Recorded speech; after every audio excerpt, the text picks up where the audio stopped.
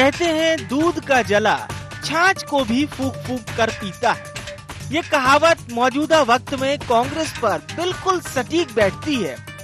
जी हाँ, विधायकों से टूटने के बाद सत्ता से बेदखल हुई कांग्रेस आगामी रण के लिए कोई रिस्क नहीं लेना चाहती। तभी तो कमिटमेंट के साथ कमलनाथ आगामी चुनाव में उतरने की तैयारी में हैं, जिसकी एक झलक आज पीसीसी दफ्तर में देखने को मिली, जहां कमलनाथ के तेवर सख्त नजर आए।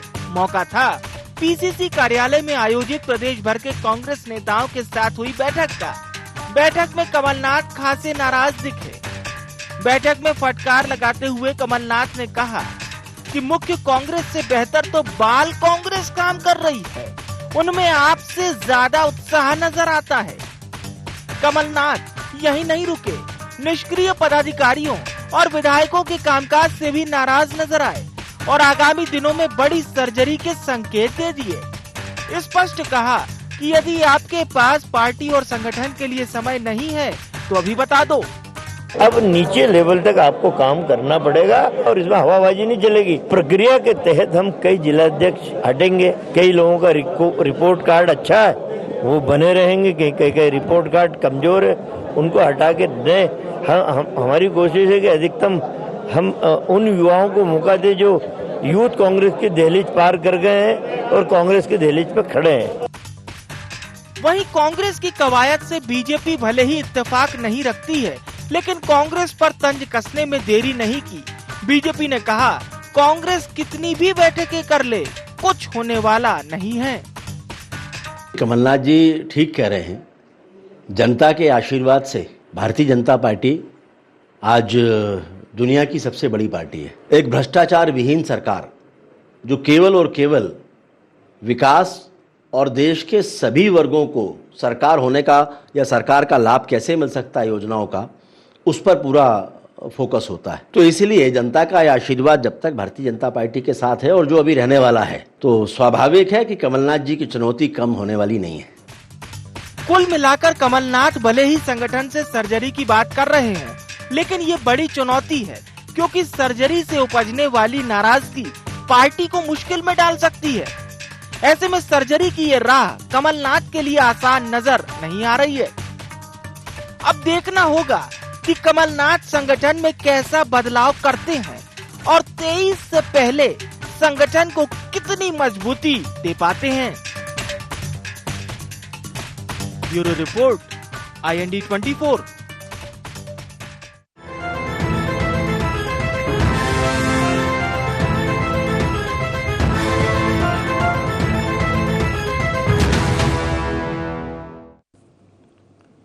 नमस्कार, IND एजेंडा ना हो तो छोड़ो में आपका स्वागत है। मैं हूं आपके साथ नवीन पुरोहित। चर्चा को विस्तार देंगे, उसके पहले IND एजेंडा के मुख्य बिंदुओं की तरफ एक निगाह डालते हैं। क्या मध्य प्रदेश कांग्रेस को है सर्जरी की आवश्यकता? क्या नाथ की नसीहत से बदलेगी सूरत? क्या फेरबदल का दांव कांग्रेस को जिताएगा चुनाव? क्या नाथ की सख्ती से कसेगा संगठन? नमस्कार, इन्हीं सवालों के साथ चर्चा में आप सबका पुनः स्वागत है। मध्य प्रदेश में नगरीय निकाय के चुनावों के बाद विधानसभा चुनावों की आहट, विधानसभा चुनाव की फुसफुसाहट और उसके बाद पार्टी में इन सब की सुगबुगाहट समझ में आने लगी है। ऐन वक्त पर जब शहनाई बजने का दौर है, तो शहनाई के दौर में विदाई की बातें हो रही हैं और ये बातें कांग्रेस में खासकर उठ रही हैं। मध्य प्रदेश कांग्रेस के मुखिया, कांग्रेस का पर्याय कमलनाथ जी कह रहे हैं कि जिन पे नहीं संभल रहा है काम कांग्रेस का, वो छोड़ें। और उधर अगर मैं केंद्रीय आला कमान की बात करूं तो वो कह रहे हैं कि इधर ये कह रहे हैं छोड़ो और वो कह रहे हैं भारत जोड़ो। तो पहले अपने लोगों को जोड़ो, ये तंज खुद डॉक्टर नरोत्तम मिश्रा जो मध्य प्रदेश सरकार के प्रवक्ता हैं वो भी कस चुके हैं। तो कांग्रेस छोड़ो जोड़ो के बीच में झूल रही है और पिछले कई सालों से भारतीय जनता पार्टी फल फूल रही है। तो कांग्रेस को समझना पड़ेगा कि कुछ समय ऐसा होता है कि शहनाई के दौर में विदाई के गीत ना हो तो बेहतर है, और ये वो समय है, ये वो महत्वपूर्ण समय है कि जब कांग्रेस को एकजुटता के साथ दिखना चाहिए और एक ऐसा भी चेहरा जो बहुत शांति से, बहुत सहजता से मध्य प्रदेश की राजनीति में निर्लिप्त भाव से कांग्रेस के साथ दिखाई दे रहा है। उस चेहरे का नाम है सुरेश पचौरी। सुरेश पचौरी वो शख्सियत हैं जिन्होंने मध्य प्रदेश की कांग्रेस को या कांग्रेस को नई ऊंचाइयां, नए आयाम देने में कोई कोर कसर नहीं छोड़ी, पर वो आज हाशिए पर हैं।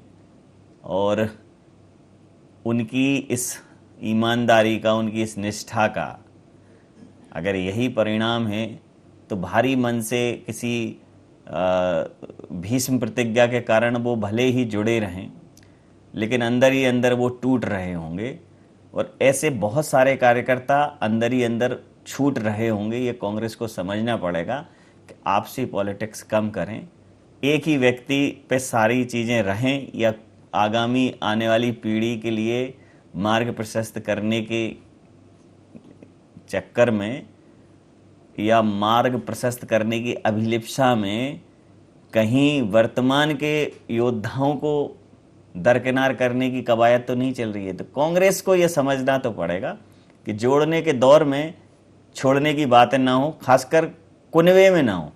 देश जोड़ने को निकले हैं और घर नहीं जोड़ पा रहे हैं। एक बुंदेलखंड में कहावत है, घर में नहीं है चून चनन को अम्मा गोजा कर दो। तो पहले घर की स्थितियां सुधारें।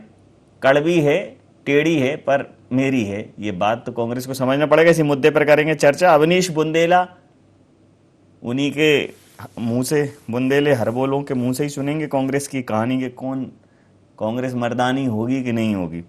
चेतन सिंह जी मध्य प्रदेश भारतीय जनता पार्टी के नेता हैं, वरिष्ठ नेता हैं। हालांकि वरिष्ठ लोगों को सिर्फ वरिष्ठता ही मिलती है, ऐसा नहीं है कि ये रोग कांग्रेस में हो, भारतीय जनता पार्टी में भी है थोड़ा थोड़ा। आदरणीय वरिष्ठ पत्रकार रमेश शर्मा जी भी हमारे साथ हैं। आप सब वरिष्ठों को मेरा प्रणाम। और सीधा सवाल, अवनीश जी, ये बुंदेले हरबोलों के मुंह छोड़ने की कहानी क्यों सुनवा रहे हो आप? नवीन भाई, मैं तो पहली बार धन्यवाद देता हूं कि हमारी पार्टी, ये गलत बात है, ये गलत बात है। सालों से जुड़े हुए हो, पहली बार धन्यवाद दे रहे हो। नवीन भाई, आप भी मजाक खूब नहीं, लोग मजाक क्यों करते हैं? अब आप कहोगे पहली बार दे रहा हूँ, ये गलत है ना। और लाइन पे कह रहे हो पहली बार। मैं ये कह रहा था नवीन भाई, मैं धन्यवाद देता हूँ आप तीनों का कि हम 17-18 साल से विपक्ष में, फिर भी आप हम पर चर्चा कर रहे हैं। इसके लिए आपका अभिनंदन, अभिनंदन, बहुत बहुत अभिनंदन। किस पे करें आप बताओ? मल्लिका शेरावत पे, मलाइका अरोड़ा पे करें, आदि मीडिया पे कर रहे हैं। आप खोलो, जैसे ही आ जाते हैं आज उन्होंने ये कपड़े पहने, आज वो वैसे ही चाल चले। अच्छा, उसमें कुछ टेंशन भी नहीं है, मतलब अटेंशन मिलता है फ्री फोकट का। अर्जुन कपूर पर चर्चा करते, बाकी वही मैं कह रहा हूँ। आज की जो हम आधी मीडिया कर रही है, आनंद आ जाता है उसमें, टेंशन होती नहीं है, अटेंशन मिल जाता है, व्यूअर्स बढ़ जाते हैं, फॉलोअर्स बढ़ जाते हैं। देखिए क्या होता है, निंदा रस में जब आप जाते हैं, कांग्रेस की निंदा करते हैं, तो आपको देश की मूलभूत समस्याओं से जनता दूर चली जाती है। उसको याद नहीं आता कि हाँ, डीजल पेट्रोल के भाव क्या है, महंगाई की क्या स्थिति है, कानून व्यवस्था की स्थिति क्या है, वो सब चीजें भूल जाती है। क्योंकि बड़ा अच्छा होता है, निंदा रस आप किसी की बुराई करने लग जाए नवीन भाई, तो खत्म कहानी। जय जय श्री राम। बाकी मैं यही कहना चाह रहा था, आज की जो हमारी बैठक थी नवीन भाई, आपको ये भी याद होगा अगर आपने सुना हो कि माननीय कमलनाथ जी ने 48 मिनट भाषण दिया। उस भाषण में देखिए, वो पार्टी के मुखिया है, तो उन्हें कई जगह सीख भी दी है कि मतलब उनके कुछ मापदंड भी हैं, किस तरह से ये कार्य करना होगा, वो कार्य जिम्मेदारी का निर्माण करना होगा। बाकी आप देखें, हर एक व्यक्ति से उन्होंने संवाद किया। और देखिए, जब अभी कुछ दिन पहले ही हमारी पार्टी में जिलेवार प्रभारी नियुक्त की गए नवीन भाई, तो एक प्रभारियों की प्लस वहां के विधायकों की या वहां के जो पूर्व विधायक हैं, वरिष्ठ नेता, सबकी आज एक बैठक बुलाई गई थी। और खास बात ये नवीन भाई कि इसमें सिर्फ वही लोग मौजूद थे और नहीं कि भाई कोई महिला कांग्रेस के हैं या कोई यूथ कांग्रेस के। मोस्टली अधिकतर जो उस तरह के प्रभार से जुड़े थे नवीन भाई, उनको ही बुलाया गया था। और मैं मानता हूं कि ये जो बैठक थी आज एक बहुत ही सार्थक रही, क्योंकि इसमें पूरी जो आगामी रणनीतियों पर चर्चा की गई। आप ये भी देखें नवीन भाई कि जिस तरह से अभी हाल ही में नगरीय निकाय चुनाव में, हम ये नहीं कह रहे कि हमने पूरा जहां जीत लिया नवीन भाई, लेकिन हमको जो छोटी छोटी सफलताएं मिली हैं और आगे कैसे, क्योंकि उसको और कैसे डेवलप किया जाए, क्योंकि 2023 बहुत नजदीक है। तो इन्हीं सब विषयों पर चर्चा हुई नवीन भाई। और बाकी जो छोड़ो जोड़ो वाली बात है, देखिए राहुल गांधी जी भारत जोड़ो यात्रा शुरू कर रहे हैं। और देखिए आप कुछ भी कह सकते हैं भाजपा वाले, क्योंकि भाजपा वालों को ऐसा लगता है कि अगर ये हम सारी बातें करेंगे तो मूल मुद्दों से जनता का ध्यान भटका पाएंगे।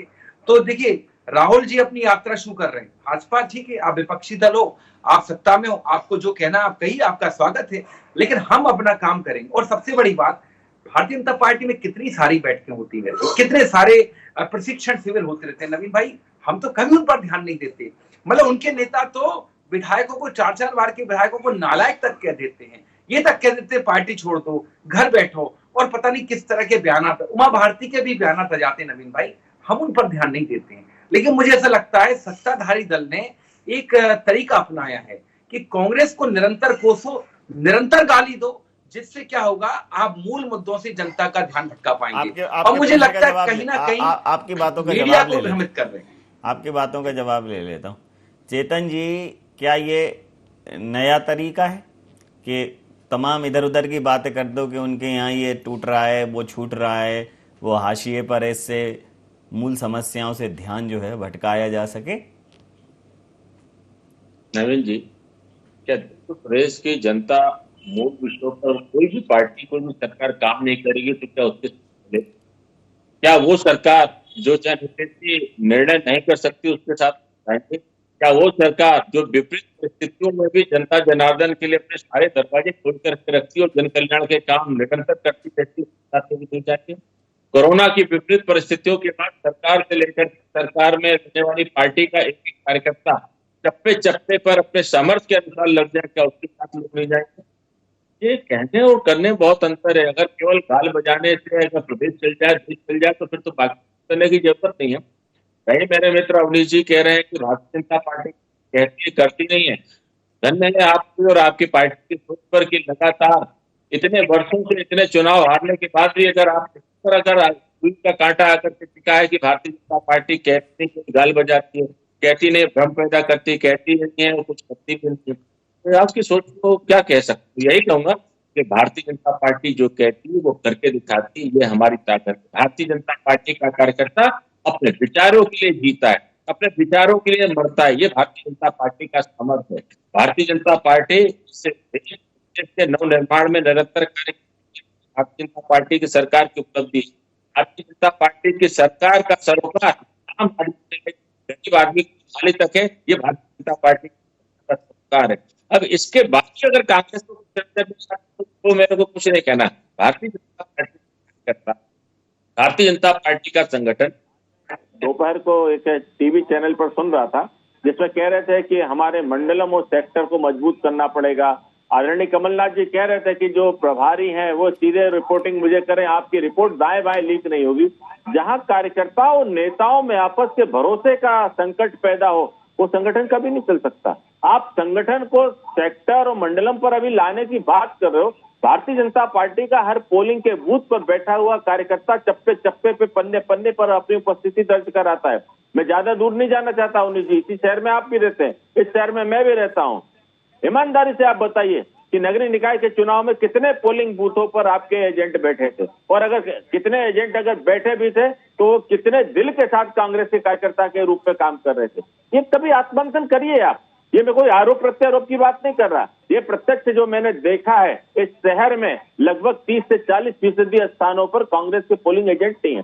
जिस पार्टी के कार्यकर्ताओं अगर अपने पोलिंग पर बैठने में शर्म महसूस करते हैं, जिस संगठन के पास अपने पोलिंग पर बैठने वाले लोगों की टीम नहीं हो, अगर वो पार्टी के कह दे कि नहीं हमारे पास बहुत अच्छा कैडर है, बहुत अच्छे कार्यकर्ता है, बहुत अच्छा संगठन है, तो कोई अतिशयोक्ति नहीं होगी कि 2023 का जो कांग्रेस मिशन ली है वो टाटा फिश होने वाला है, क्योंकि माननीय मुख्यमंत्री शिवराज सिंह चौहान जी के नेतृत्व में भारतीय जनता पार्टी बीच के थोड़े से अंतराल में जो जरूर है 16 महीने का ब्रेक, लेकिन उसके बाद भी भारतीय जनता पार्टी के कार्यकर्ता ने अपने सामर्थ्य के अनुसार जो बाई इलेक्शन हुए थे, जो लोकसभा के इलेक्शन हुए थे, उन सारे चुनावों में अपनी ताकत का प्रदर्शन किया और संगठन की क्षमता का भी प्रदर्शन किया। इसलिए भारतीय जनता पार्टी को अगर हराना है तो सबसे पहले आप अपने विचारों में परिवर्तन करिए, क्योंकि भारतीय जनता पार्टी की ताकत उसके विचार, उसके वैचारिक कार्यकर्ता है।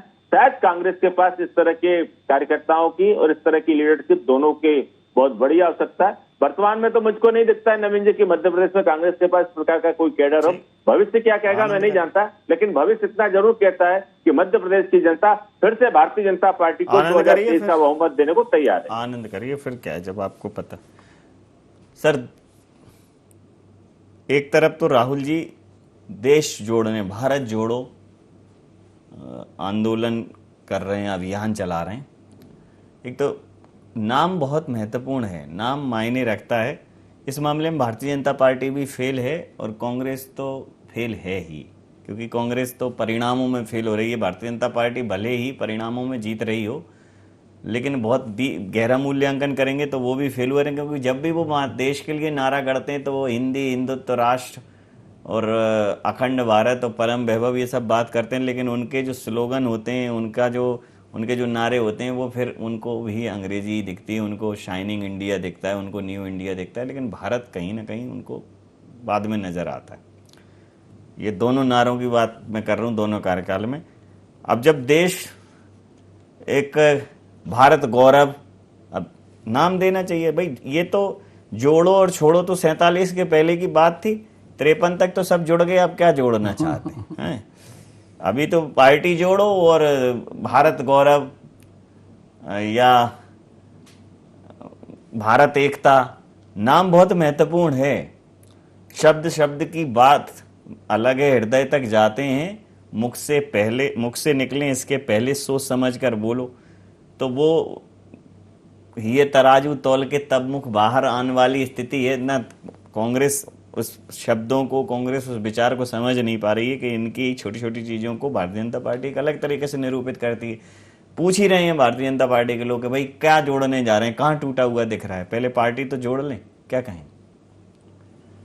ये बात आपने बिल्कुल सही ठीक कहा कि इस समय भारत तो जुड़ा हुआ है। जो थोड़ा बहुत टूट रहा था कश्मीर 370 के कारण, वो भी हट करके अब भारत का हिस्सा वो भी बन गया है। तो भारत जोड़ो की तो अब कोई समस्या है नहीं। लेकिन आपने नवीन जी बहुत अच्छी बात कही कि नारा लगाने में, उस शब्द के चयन में कांग्रेस का वाकई कोई जवाब नहीं। आपकी बात से मुझे याद आया, आज़ादी के पहले और आज़ादी के बाद जो नारे लगाए कांग्रेस ने, जैसे एक लगाया उन्होंने असहयोग आंदोलन, जंगल सत्याग्रह, नमक का सत्याग्रह, भारत छोड़ो आंदोलन, या मान लीजिए उन्होंने आज़ादी के बाद उन्होंने कहा कि हम 100 दिन में महंगाई कम कर देंगे, और करीब 80 में फिर नारा लगा कि कांग्रेस को लाओ, देश को बचाओ। मतलब कहीं ना कहीं दो शब्दों के जो नारे हैं, इसी तरीके से भारत जोड़ो, तो ये कुछ वो ऐसे चुनकर लाते हैं जो लोगों की जुबान पर छपते हैं। इस मामले में कांग्रेस की तारीफ की जाना चाहिए। लेकिन भारत जोड़ने तो भारत तो अब जुड़ गया है। अब भारत को तोड़ने की जो कोशिश हो रही है, जैसे हैदराबाद में भी कोशिश हो गई, उत्तर प्रदेश में हुई, राजस्थान में हुई, कई जगह और जो कोशिशें हो रही हैं, आज सारे देशवासियों को राजनीतिक सीमाओं से उठ करके ये जो भारत को तोड़ने की जो कोशिशें हो रही हैं उसके खिलाफ आना होगा। भारत तो जुड़ा हुआ है, एक बात हो गई। दूसरा, जो कांग्रेस की आज बैठक हुई, स्वाभाविक रूप से संगठन को मजबूत करने के ये फार्मूले हो सकते हैं। गांव की कहावत आपने भी सुनी होगी, अगर पान को फेरेंगे नहीं तो वो सड़ जाता है। ठीक उसी प्रकार कार्यकर्ता को अगर आप चेंज नहीं करेंगे, कुछ लोगों को बदलेंगे नहीं, तो संगठन में ऊर्जा नहीं आती। भाजपा भी इस अभियान में लगी हुई है, कांग्रेस ने भी उस अभियान को अब उठाया है। तो लेकिन उसमें कांग्रेस को एक बात ध्यान देना पड़ेगा कि कहीं ऐसा ना हो कि जो पार्टी के लिए समर्पित कार्यकर्ता हैं, जिन्होंने जीवन लगाया है, वो कहीं ना कहीं ये जो गणेश परिक्रमा वाले कार्यकर्ता आते हैं कि नेता की परिक्रमा करके पद प्रतिष्ठा को प्राप्त कर लें, उसमें वो किनारे ना चले जाएं। आपने बहुत अच्छा जो पैकेज में नाम सुरेश पचौरी का लिया, मुझे याद है अच्छी तरीके से कांग्रेस सेवा दल को जिस तरीके से सुरेश पचौरी ने सब पुनर्गठित किया, और सुरेश पचौरी के पास जब युवक कांग्रेस आई तो उससे पहले आप देख लीजिए, पचौरी से पहले युवक कांग्रेस के लोग अगर दिल्ली जाते थे तो स्टेशनों की दुकानों पर क्या हालत होती थी, सब अखबारों में छपा हुआ, आप कतरने देख लीजिए। लेकिन कहीं ना कहीं अनुशासन, शांति, सद्भाव और सामंजस्य का जो वातावरण सुरेश पचौरी ने बनाया था वो बहुत अच्छा बनाया था। एक नई उन्होंने मोड़ दिया था और उसका श्रेय राजीव जी को जाता है। राजीव जी ने सुरेश पचौरी का कांग्रेस सेवा दल से चयन किया था। खैर, तो कुल मिलाकर के अगर कमलनाथ जी चेंज कर रहे हैं तो मैं समझता हूं ये पार्टी इससे मजबूती होगी और उसका लाभ उनको 2023 में जरूर मिलेगा। अवनीश जी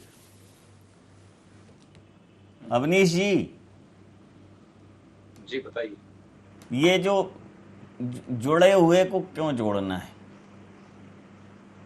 नवीन भाई, तिरंगा जो है हमारा राष्ट्रीय ध्वज, आपको मैं बता दूं नवीन भाई, ये हमने कब कहा कि 17 जून 1947, मतलब जब हम पहला स्वतंत्रता दिवस मनाने जा रहे थे नवीन भाई, उसके पहले हमारा जो तिरंगा डिसाइड हो राष्ट्रीय ध्वज, तो आज 75 साल बाद ये क्यों तिरंगा उत्सव मनाने गए? आपके उस पर भी क्या इसके पहले तिरंगा नहीं था?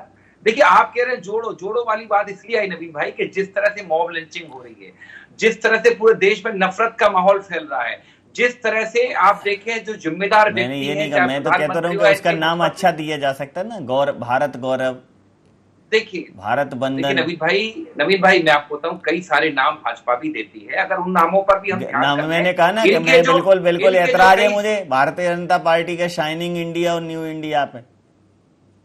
देखिए नवीन भाई, हमने पहले भी कहा है भाई, कि हम अपने घरों में आज भी दुर्योधन, विभीषण, रावण ये नाम नहीं रखते, और अगर आप कहते हैं नाम में क्या रखा है तो फिर तो मेरी कोई आपत्ति है नहीं।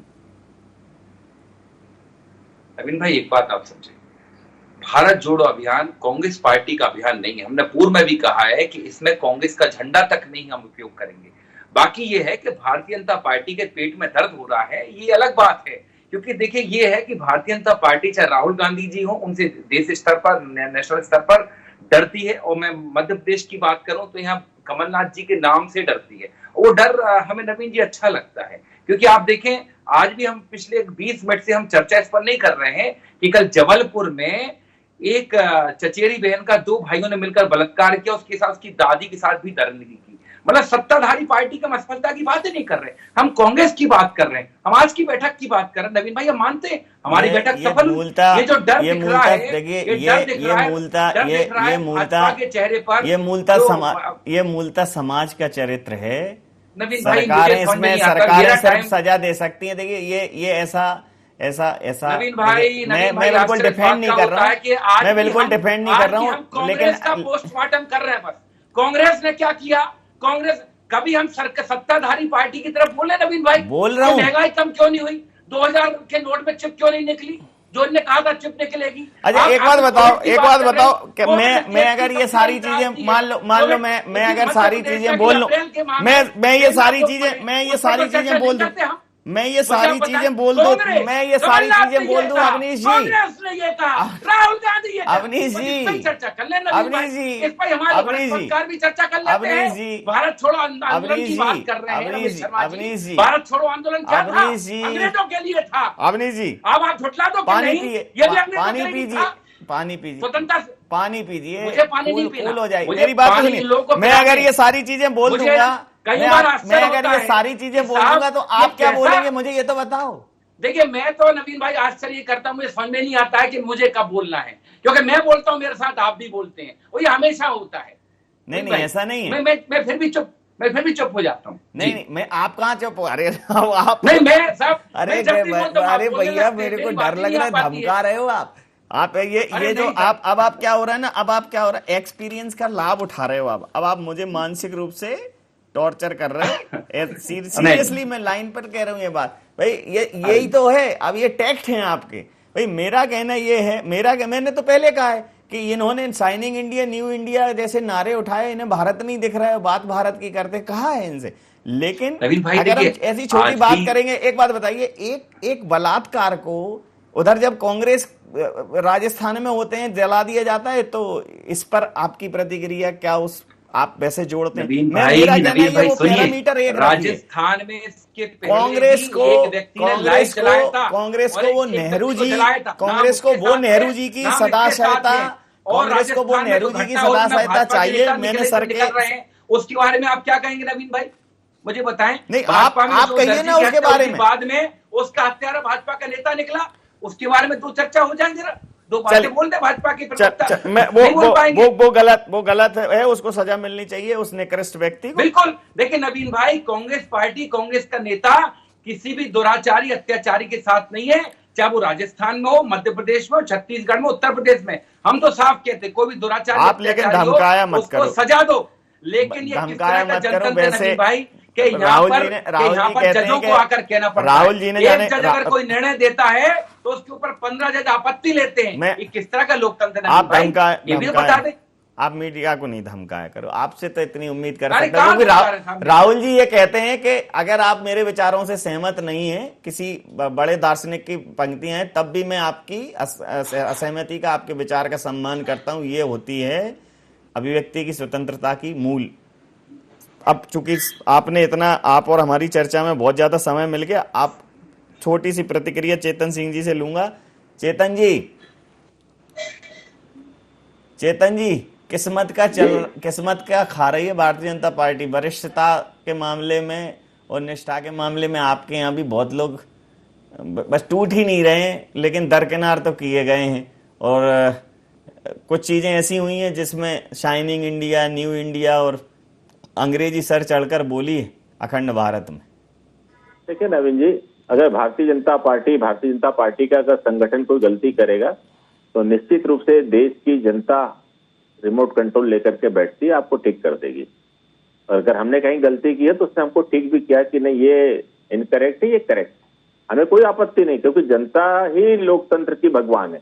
लेकिन मेरे मित्र जिस प्रकार से उद्वेलित हो रहे हैं कि हम राहुल जी को लेकर के और आप कांग्रेस पे चर्चा करते हैं, ये तो सौभाग्य की बात है कि कांग्रेस पे चर्चा कर रहे हैं। पूरा उद्वेलित होने का अधिकार है। On record, on paper, stamp पर लिख कर देता हूँ। मैं दूसरी बात उनका अभिनंदन भी है। जहां तक मेरे मित्र कह रहे हैं कि राहुल जी, दिग्विजय जी, तो मैं तो कहता हूँ अवनीश जी, ये भारतीय जनता पार्टी के बैकडोर के स्टार प्रचारक हैं और इनके बिना देश की राजनीति की कल्पना हो ही नहीं सकती। और भारतीय जनता पार्टी जब भी चुनाव लड़ने जाएगी, निश्चित रूप से बैकडोर एंट्री हमको चाहिए। और जो आपने बहुत अच्छा विषय लिया कि भारत जोड़ो यात्रा कर रहे हैं, तो अब नहीं हम कोई नहीं धमका रहे। भारत जोड़ो मेरी स्थिति ऐसी हो रही है, उधर से पैनल से धमका रहे। जवाबदारी के साथ कहना चाहता हूँ कि भारत जोड़ो यात्रा, भारत जोड़ने का अभी कुछ ना कुछ अंश बचा हुआ है और ये 2024 में भारत पूरा जुड़ करके एक होने वाला है।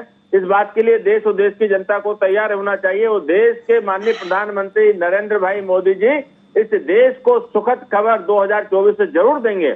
मैं आपके चैनल के माध्यम से कांग्रेस के मित्रों को बताना चाहता हूँ, अंतिम और संक्षिप्त प्रतिक्रिया। चेतन जी, बहुत माफी के साथ टोटल अगर देखें तो मैंने अवनीश जी को इतना ही बोलने दिया होगा, तो बहुत संक्षिप्त प्रतिक्रिया में एक सेंटेंस, सर, एक बाकी मैं बस आपसे एक संक्षिप्त प्रतिक्रिया के पीछे एक सवाल है मेरा कि ये जो 23 और 24 के जो इलेक्शन है सर, ये बेसिकली सिलेक्शन है। देश में एक विचारधारा का प्रवाह है। देश ने एक लंबे समय तक एक प्रवाह देखा है और ये देश गंगा या नर्मदा जैसा चयन करेगा कि बाकी सारी नदियां एक दिशा में बहती हैं और नर्मदा एक अलग दिशा में बहती हैं। तो कांग्रेस, भारतीय जनता पार्टी की जो विचारधारा है, अगर देश ने उसका चयन किया 23 और 24 में, तो आप ये मान के चलिए कि अगले 30-40 साल तक वो प्रतिस्थापित हो जाएगी। तो इस समय बहुत महत्वपूर्ण है, भागीरथी प्रयास करने होंगे कांग्रेस को, अन्यथा 23-24 के बाद फिर 25-26 और ये गिनती बहुत लंबी जाएगी। क्या कहें? ये बिल्कुल निश्चित रूप से मैं दो बातें कहना चाहूंगा और एक बात अतिरिक्त की आपसे अलग से परमिशन लूंगा।